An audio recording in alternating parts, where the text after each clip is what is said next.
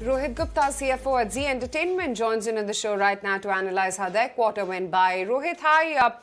As I see in your quarterly performance, you're continuing your aggressive content investment. Tell us a little bit more about what really is the outlook and, more importantly, what's the margin picture that you foresee going forward?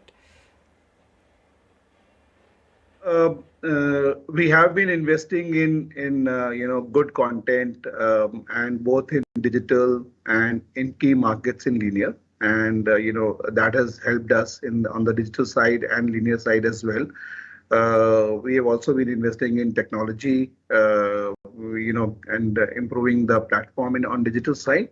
So overall, if you see, the investments in content and technology will continue for some more time. We have already seen that in linear, there is a market share gain in Hindi, which is good, and we continue to invest in other markets like, Tamil and Marathi as well. In digital, we've seen that our overall MAUs have crossed 100 million. We have 101.9 million. Our DAUs is also about 9.6 million. Average watch time has increased to now 201 minutes. And the overall digital revenue has grown by about 24.8% to 146 crores in the quarter.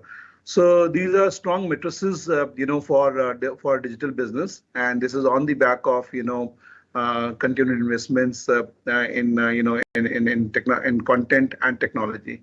So and of course, that has impacted our margins in the short term.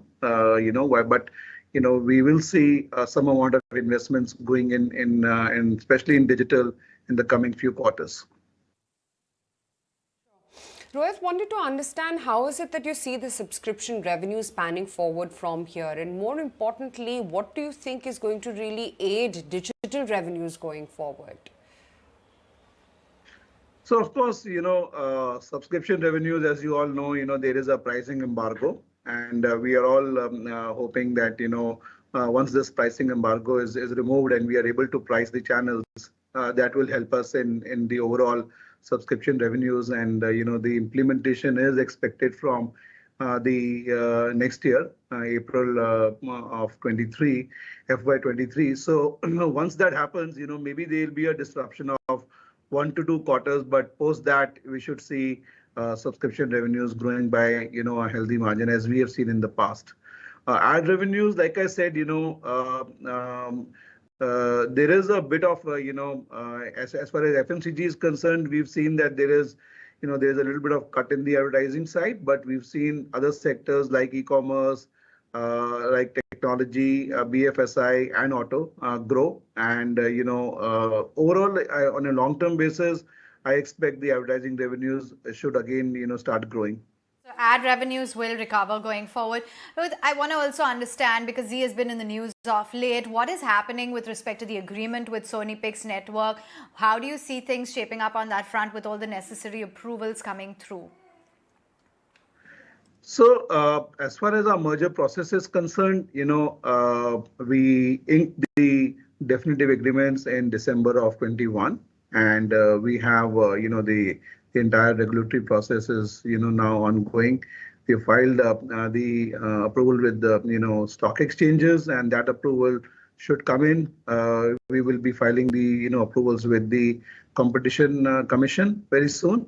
And then there will be an approval from with the NCLT. So that process is expected to be completed by the H2 of this year.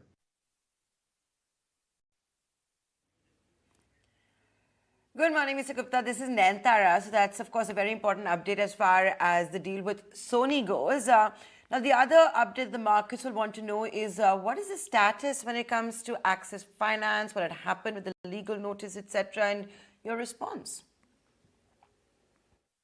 So we have responded to it, and quite frankly, it has nothing to do with Zee. It is it's more to do with the promoter entity, and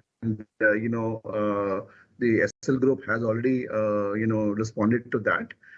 As far as we are concerned, we have already responded to it, but it will have no bearing on our performance or our merger process.